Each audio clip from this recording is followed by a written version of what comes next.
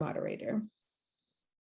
Speaking of our moderator is Arturo Lopez-Levy, who is an assistant professor of international relations and politics at Holy Names University. His research agenda focuses on small states and international relations, as well as asymmetry, and he's an expert on Cuba, Latin America, American politics, and the U.S. role in world affairs. And he's written and presented about these topics for numerous foundations and spaces and media outlets. He's taught dozens of courses in American politics, international relations, comparative politics, and Latin American politics as an expert on these themes. So he will be guiding our conversation with the Deputy Foreign Minister this morning. And with that, I will turn it over to Arturo. So welcome to this session with Deputy Minister Carlos Fernández de Cossío. This is a great pleasure for me and an honor to lead this conversation. So let me introduce Ambassador Cossío to you.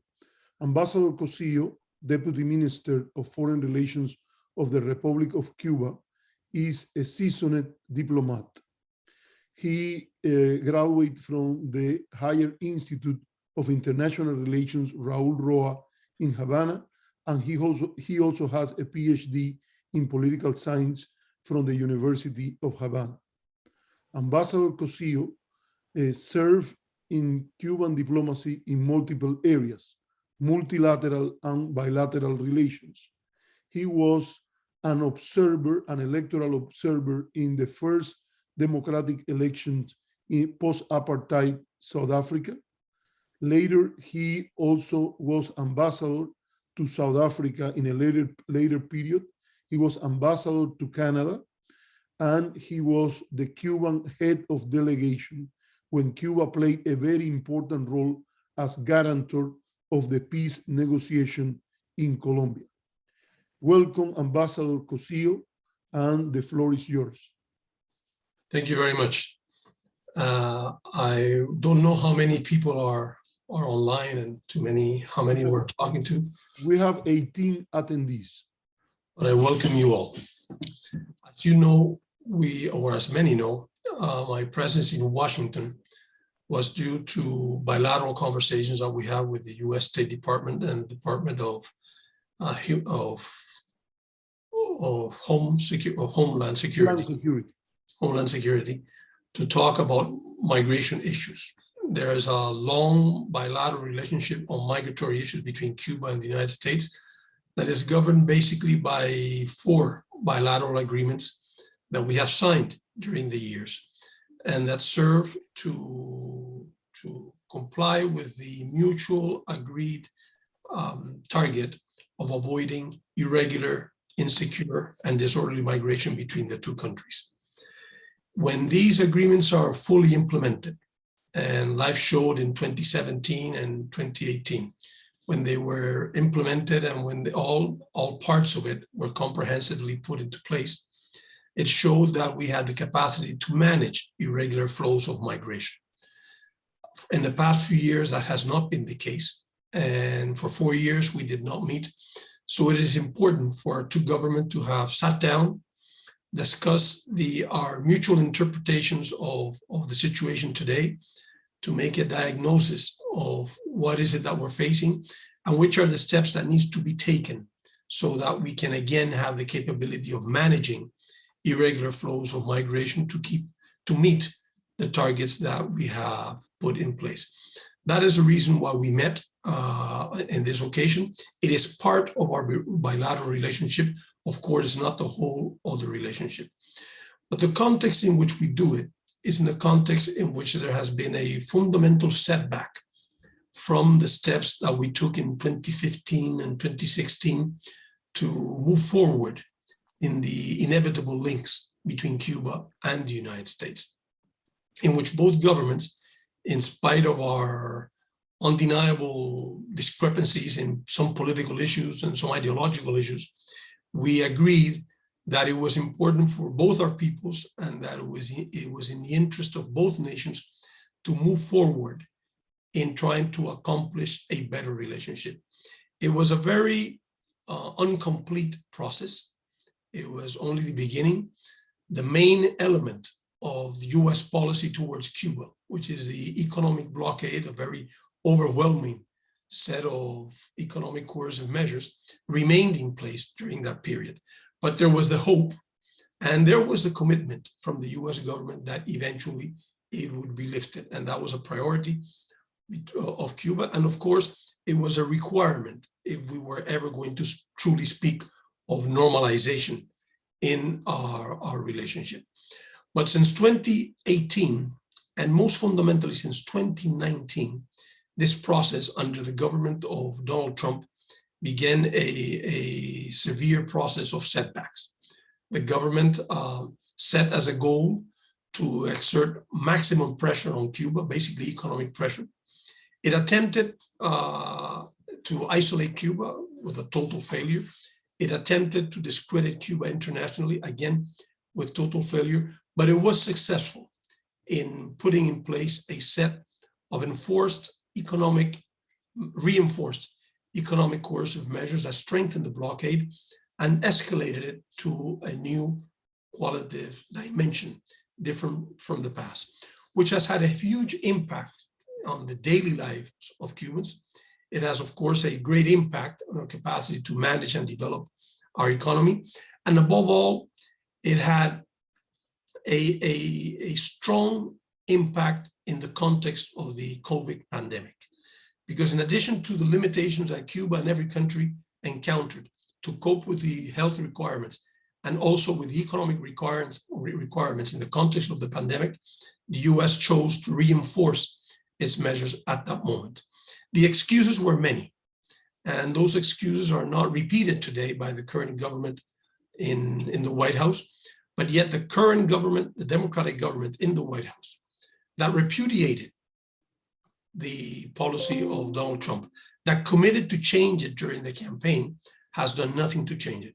So in practical terms, the policy applied by the US towards Cuba, above all in terms of the economic blockade, which is the most significant element of that relationship, is continues in place. So to the people in Cuba, to the daily lives of Cubans today, there's no difference between the policy of the government of Donald Trump and the policy of Joe Biden as president of the United States. That's the reality we face today. To put it in place, the US counts with a overwhelming and very well-financed capacity to create a narrative about Cuba that gives Americans and gives people involved in politics and in policy the idea of a demonized country, of a country where human rights are constantly violated, where people are in despair, a country that is stuck in the past and is not moving, is not transforming, is not looking ahead. And it helps, that narrative, in many occasions built out of Southern Florida, but not only out of Southern Florida, so a lot of it comes out of Washington, helps to build that narrative, confuses people, and people who do not have much time to look at these issues simply capture that narrative and act or don't act informed by what this narrative says. That's a reality we face today bilaterally.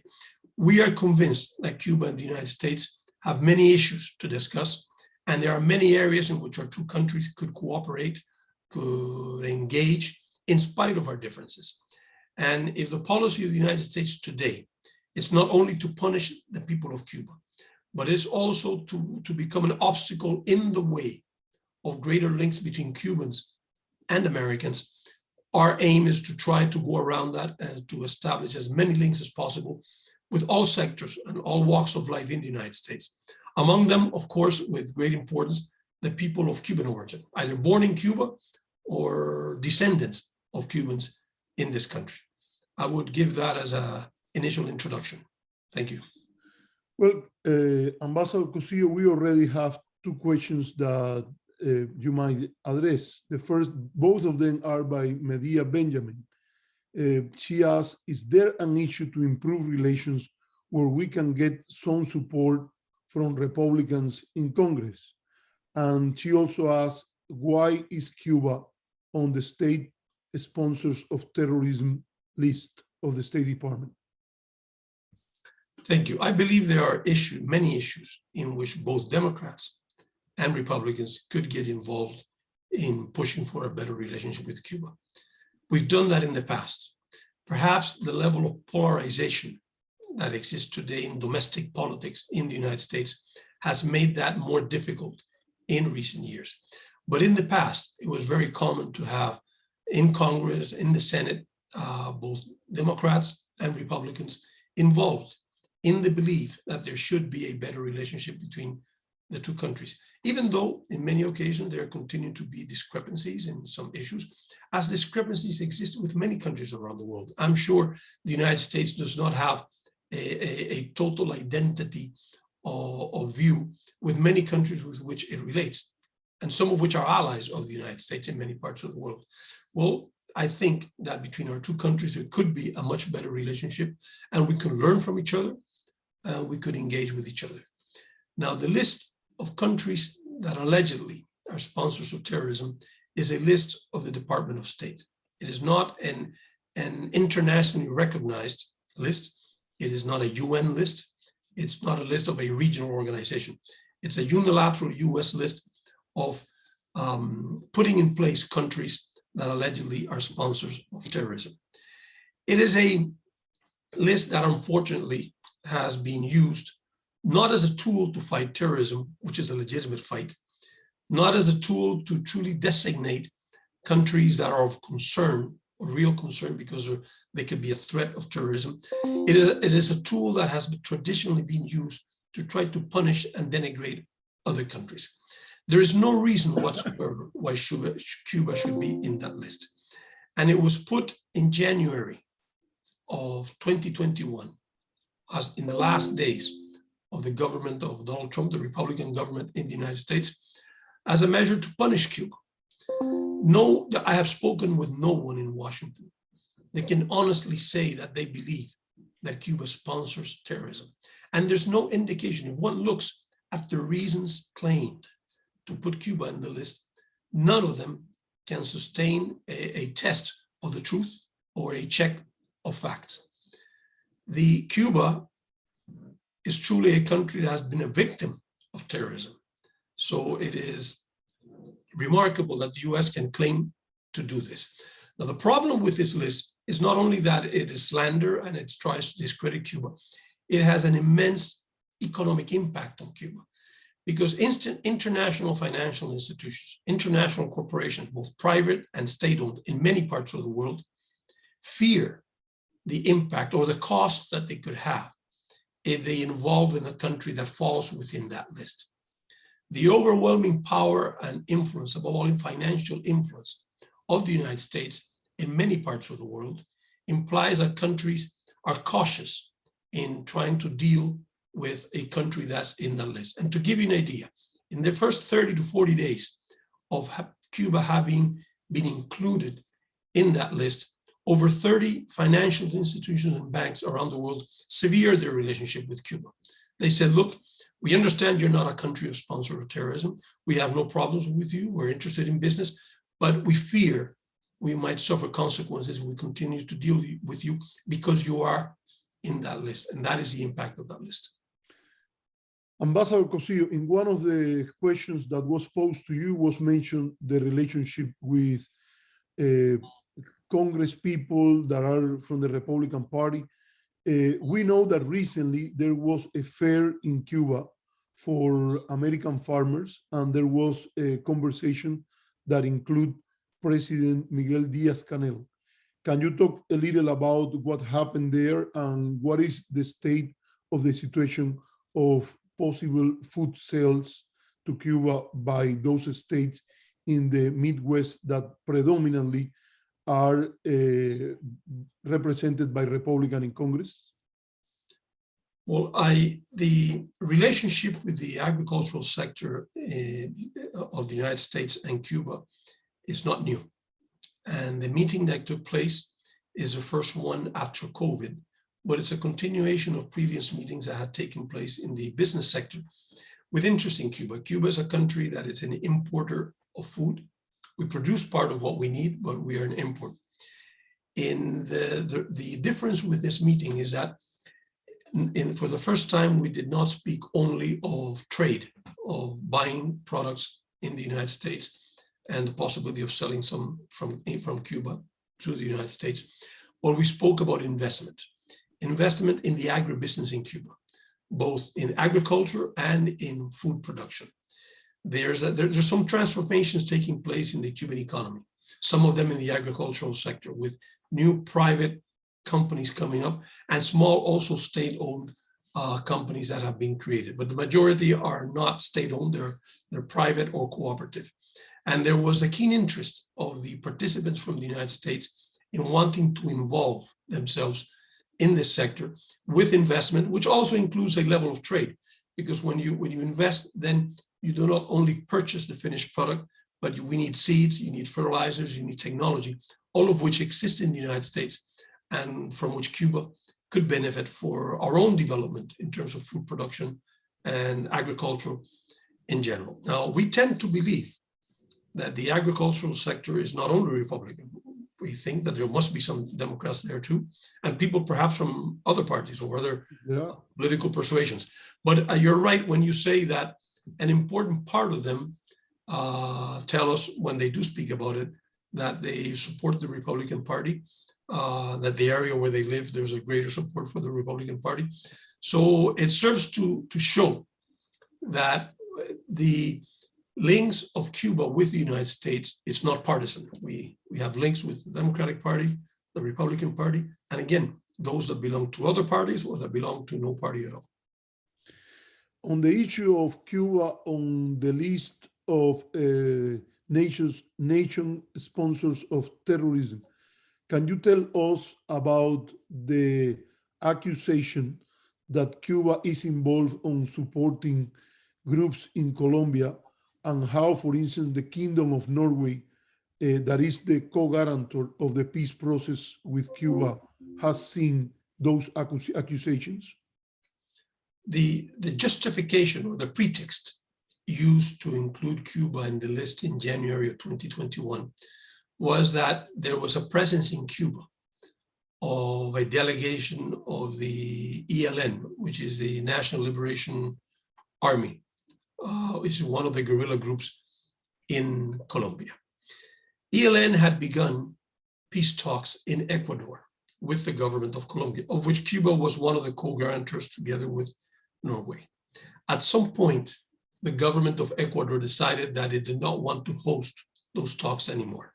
So the government of Colombia requested Cuba formally in a written document for Cuba to house or to host these talks. And for that we needed to have in our country and sustain in our country the delegation of the National Liberation Army in Cuba. Cuba accepted, among other reasons, because at the moment the government of Colombia could find no other government ready to host these talks. And we have a history of commitment with peace talks and the peace process in Colombia, not only with the one that took place between 2012 and 2016 with FARC, but in the past, there were other commitments of that type with several Colombian governments of different parties in Colombia. So in response to that tradition and coherent with that tradition, we accepted that formal request from the Colombian government. Then the change of government happened in Colombia, and a new administration came in that was not interested anymore in the peace process, that did not want to continue the talks, even though it did begin communications with the delegation that took place in Cuba, which was not revealed until later because we were asked to keep it discreetly, and we did. It was the government of Colombia that made it public later. When a terrorist attack occurred in Colombia, of which, of course, Cuba and Norway have no responsibility with it, the government of Colombia decided to put an end to all its commitments, and then was demanding Cuba to go back on its word, Cuba to go back on what it had signed formally upon an agreement, upon an appeal by the Colombian government to have the delegation in Cuba, and for us to kick them out of Cuba and to send them away. we could not do that. It was part of our international commitment. And Norway totally agreed with us, and the international community in general agreed with us. Cuba had to fulfill its commitment with what it signed. What credibility would we have in the future to participate in any process if with a change of government we change the commitment that we made? Or what credibility would there be anywhere in the world for any peace process if governments were to change just because of demands when there was a change of guard in the government that made the appeal for the delegation to take place, for the process to take place? Now, that was the excuse used by the government of the United States with the support of the current government of Colombia to put Cuba in that list. It is a totally illegitimate pretext, and it only serves political motivations from Washington. By the way, it was also rejected by the Kingdom of Norway, that is the other partner in the guarantor role during the conversation. There is another question here. Did you, the State Department or the Department of Homeland Security, make any firm commitment on their side during the conversation or agree to convene another high-level meeting, perhaps with a wider agenda, sometimes in 2022? No, what we agreed upon basically was on the basic elements of the diagnosis of the problem. We agreed that there was need to have some greater operational communication and cooperation in some of the issues that we dealt with. And of course, there was an understanding that this kind of exercise is useful, that needs to be repeated, but there was no concrete agreement on another meeting or any other high-level talks of this type. There is another question here. How have economic sanctions affected Cuba's response to COVID-19 domestically and globally? It has been huge. Sometimes it is portrayed with simplicity, and you cannot understand the economic sanctions with simplicity. To give you an idea, we had problems with the availability of drugs, medicine in general, for the pandemic and for other chronic diseases at that moment in which we had a strict financial situation because of the pandemic and because of the economic blockade. Now, Cuba, the U.S. government will be responsible. If you ask us, we'll give a license and we'll sell you drugs. That is not the answer to the issue. Cuba produces more than 80% of the drugs that are used by the population. But those drugs need to be produced in the country, many of which depend on raw material purchased in other markets. When you have a moment in which you have been sanctioned financially, when the international institutions or the financial institutions of other countries that you use for your commercial activity, all of a sudden interrupt their transactions, then you have obstacles and you have interruption in the process of trade. When some of the companies that supply the raw materials that you need to produce drugs, all of a sudden say that they can't continue their relationship with Cuba because Cuba is, for example, in the list of the state sponsors of terrorism, or some of the companies that were doing the purchasing are in a special restricted list of the State Department or the Department of Treasury, then that interrupts the process of acquiring medicine. And that's one of the problems that we faced. At one point, we had limitations for oxygen in Cuba. And it was difficult to purchase it anywhere in the region. We tried to explore purchasing oxygen in the United States. And we found that you need a license. So when you need a license to purchase oxygen, to purchase water, to purchase medicine, it means that by definition, exporting water, oxygen, or medicine to Cuba are prohibited. And that is a reality that we face today, as it is prohibited for an American to travel to Cuba. For an American to travel to Cuba, he needs to request a permission from its government or an individual or a general permission to export water, to export oxygen, which was highly needed in the months of July and August in Cuba. You needed permission. Fortunately, we were able to solve it with the help of other nations that were able to in a timely fashion, help Cuba to solve the problem of oxygen we had at the time. And of course, Since then, we've made the required investment and there's no need for us to purchase oxygen anywhere in the world anymore. But that's the kind of problems that we face specifically during COVID. We offered the United States to cooperate. We said, let's exchange information. We have useful experience that you can use, and you have useful information that we could use, and technology. Why can't we cooperate for the benefit of both our countries and for the benefit of the region? I am sure that if from the early stages of COVID, Cuba and the United States would have joined forces, we could have made an important contribution to our region after such a huge challenge to mankind in general. Let me add two questions on this issue that perhaps you can expand. At the end of the Obama administration, the U.S. ambassador to the UN, Samantha Power, mentioned cooperation on international health between Cuba and the United States as an example of cooperation that the two countries, despite their differences, could have. Today, Ambassador Powell is the director of the USAID, that we know is an organization that is involved in several programs associated with the regime change goals proclaimed in the Helms-Burton bill. Is Cuba ready to cooperate with the USAID internationally or bilaterally in areas of international health? Yes, we're ready. We've explored that several times in the past, and we are ready to help other countries.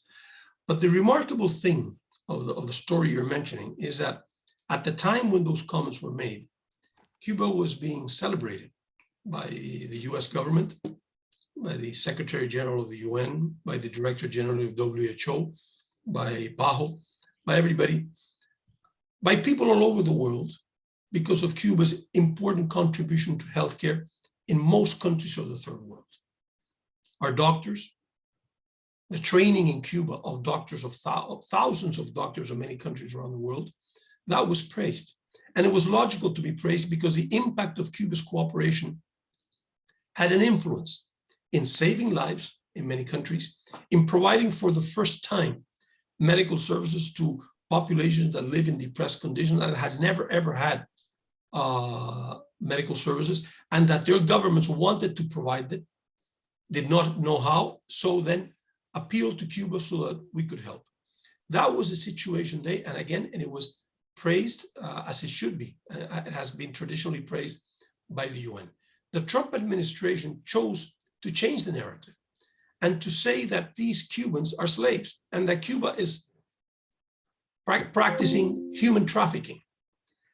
That narrative is not repeated anymore, but the policy is still in place.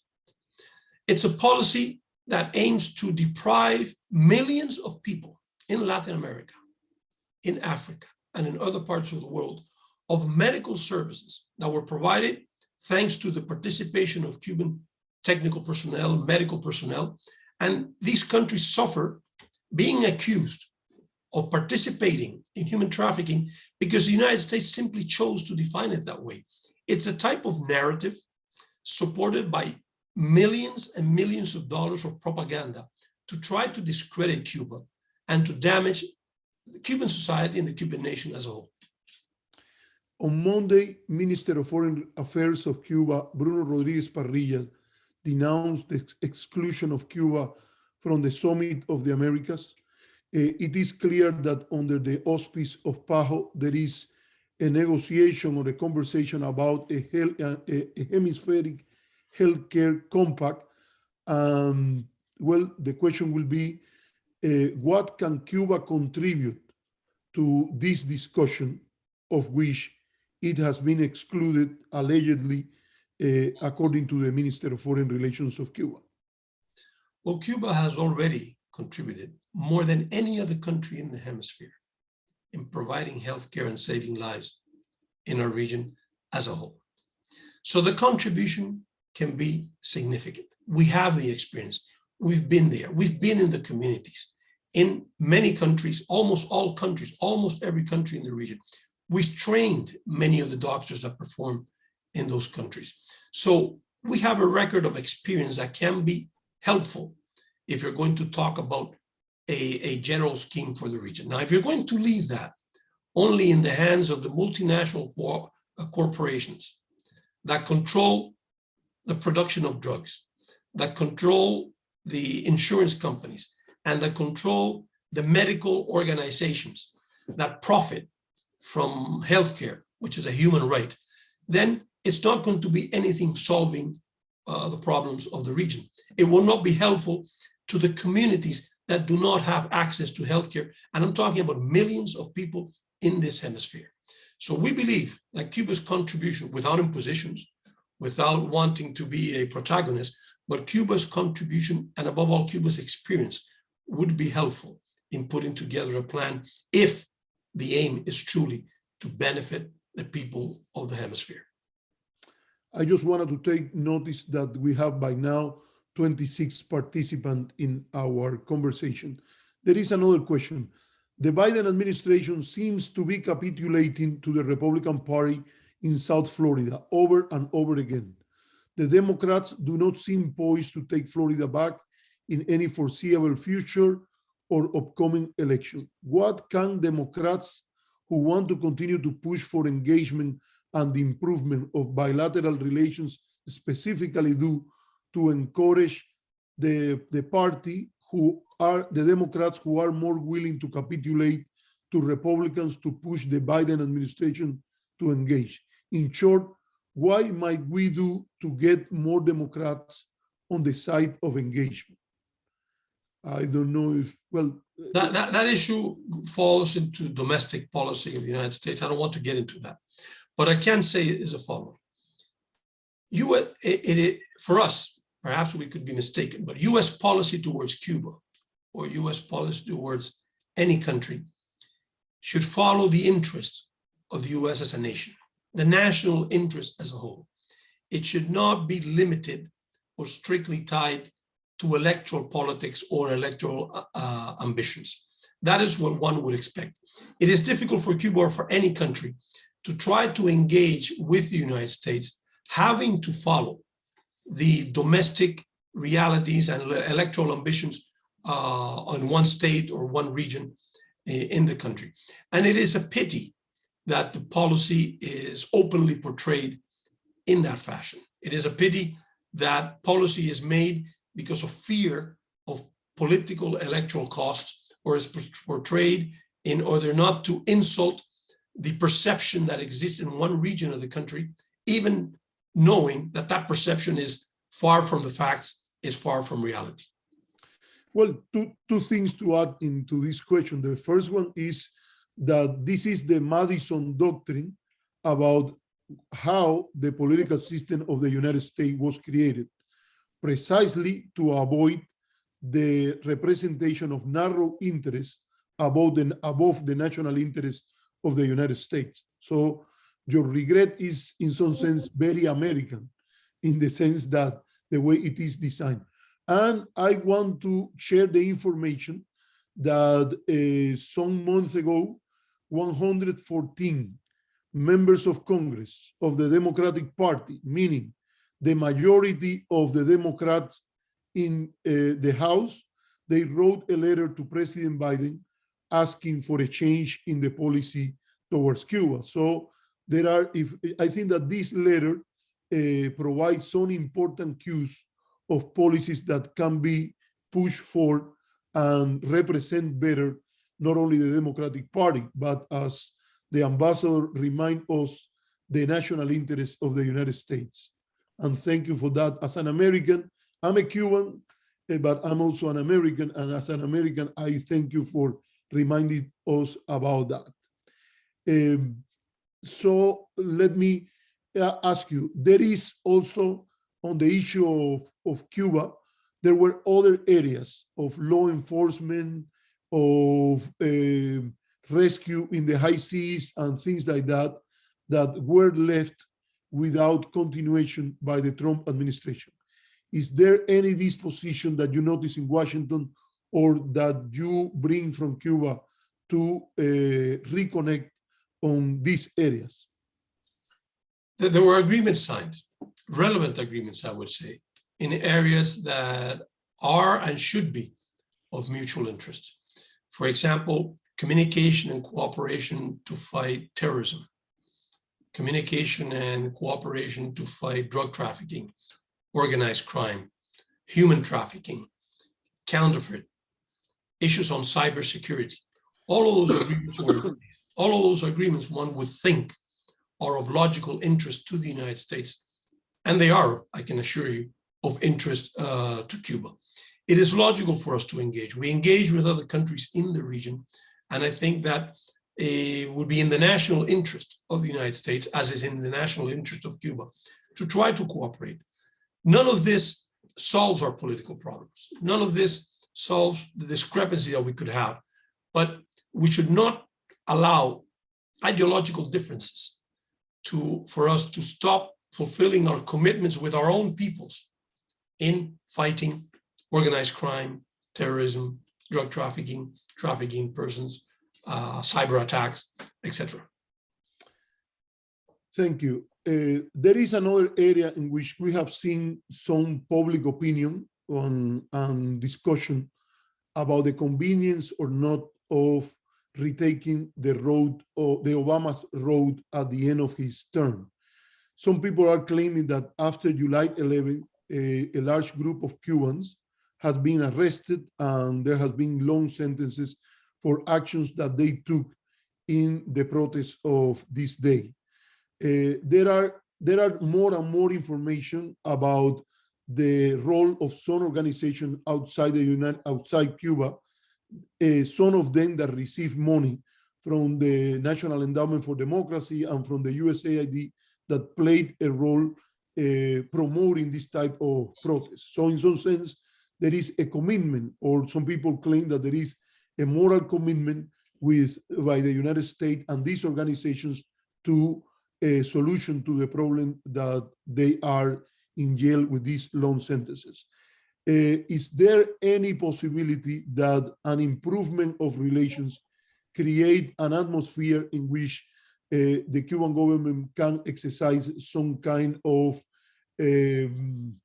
amnesty or solution to this situation that I understand that are part of the legal system of Cuba?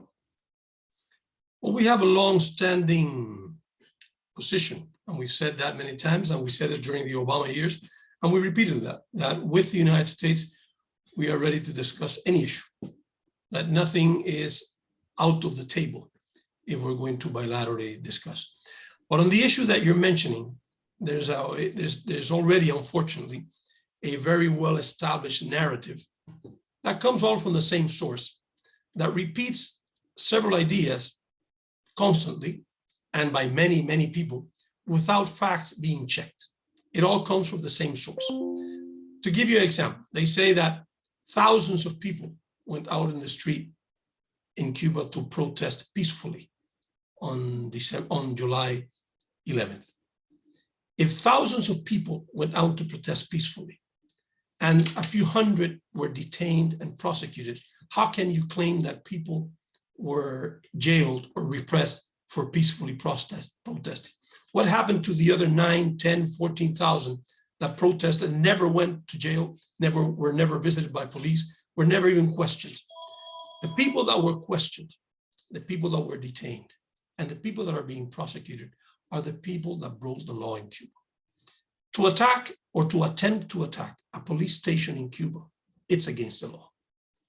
To burn a vehicle, a civilian vehicle, or a police car, it's illegal. In Cuba, it's against the law, and you have to respond for that. To vandalize shops, private shops and state-owned shops, commercial shops, it's illegal in Cuba. To steal products and items from vandalized shops, it's illegal in Cuba. To throw rocks, to damage people, to physically damage people and attack people is illegal in Cuba. And the people who participate in that have to respond in the law. But I'll go beyond.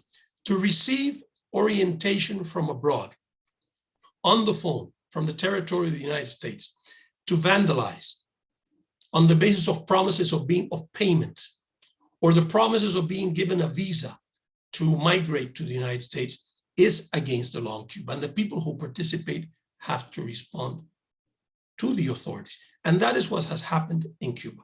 Of course, there's a long legend that people are being punished for protesting. Well, how about the 10,000, 9,000, whatever the figure? I don't know the figure. People mention many figures. And some people mention 48 communities where there were peaceful protests. What happened to the rest? They have not seen a policeman. They have not seen the inside of a police station. So they protested peacefully and they were left alone because they did not act against the law. Those that did, the few hundred, have to face the authorities and the established law in Cuba that cannot be changed. There's a narrative, and it's important to talk about children being incarcerated in Cuba. No child was incarcerated in Cuba. According to Cuba's law, people 17 and over are responsible for criminal law, as in many other countries in the world. In the United States, someone of the age of 12 could be responsible and be penalized as an adult when he violates the law. In the case of Cuba, there's a difference between 17 and 20 years old. There's a special dispensation and they receive a treatment totally different from anyone over 20 years of age. That does not exist in the United States. Then comes the problem or the issue of the sanctions. You could have the opinion that the sanctions were severe. I can, or exaggerated, some people say. I can respect that opinion, but it is an opinion. It is not the law. The law, these people were punished according, or the sentence that have been proposed, because none of them has been ratified yet. The sentence that have been proposed were sentenced according to what is established in the law in Cuba. And one could disagree, as I could disagree of giving life sentence to someone in Cuba who's 17 years of age, or giving the death penalty to someone in the United States who is 17 years of age. Or I could disagree with many of the punishments given in the United States or in Europe or in Latin America for many issues. But none of that occurred in Cuba, as nobody in Cuba during those processes lost their eyes, as has happened in many countries in Latin America. And no massacre occurred in Cuba, no disappearance occurred in Cuba, as does happen in many other countries that are allies, intimate allies of the United States in our region. So the narrative serves a political purpose. It was fed by powerful groups in southern Miami, and it was also fed by the US government as a matter of convenience to continue to remain and to continue to apply the policy that was put in place by Donald Trump. That is the reality that we face today. No, and please also let me remind the audience that there is a history in which issues of prisoners that has been judged and sentenced according to the Cuban laws, their situation has been improved, not with policies of hostility and isolation, but the record with the Carter administration, the Clinton administration, the Obama administration is that the discussion of the issue and the conversation within Cuban society has been wider and more flexible in situations in which the relationship between Cuba and the United States has improved. There is a final question. I think that it should be the final according to the time that I was given for this conversation, but feel free if you want to say something extra. There is a question that said, what level of engagement with Cuba from US healthcare, scientific, and biotech companies have existed since Biden took office?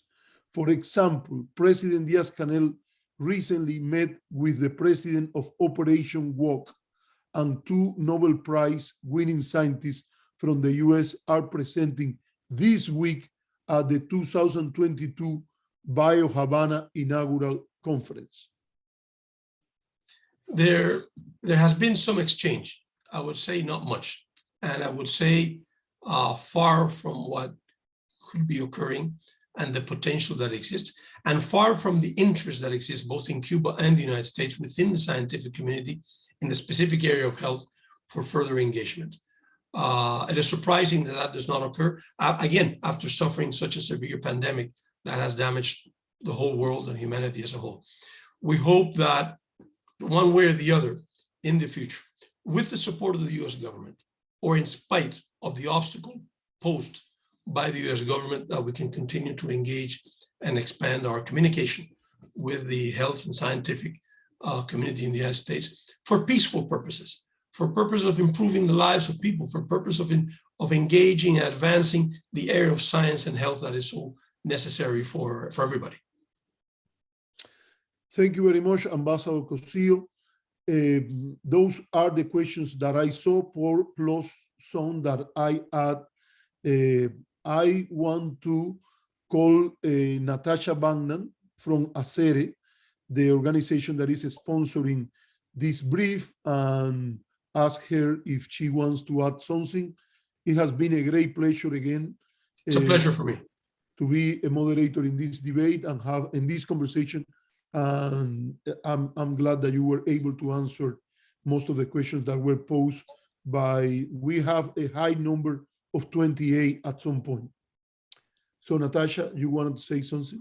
Thank you. Yes. Thank you, Arturo. Thank you, Deputy Foreign Minister, for your time this morning and answering a number of questions that you can see really range across a very broad spectrum of issues that people are interested in and curious about. How can we better promote positive, encouraging bilateral relations with our closest neighbor to the South and the Caribbean? And for congressional offices that are still joining us, you'll see in the chat that there's a number of bills that, if you're not already familiar with them or the co-leads on those bills, that you can look into and see how your offices can support, that are encouraging and supporting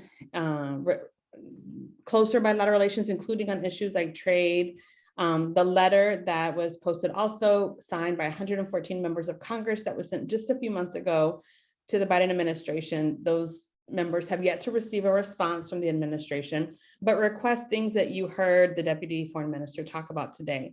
Issues around removing Cuba from the state sponsors list of terrorism, reestablishing remittances, closer communication and collaboration on issues of public health and humanitarian assistance, particularly as many countries continue to be ravaged by the pandemic.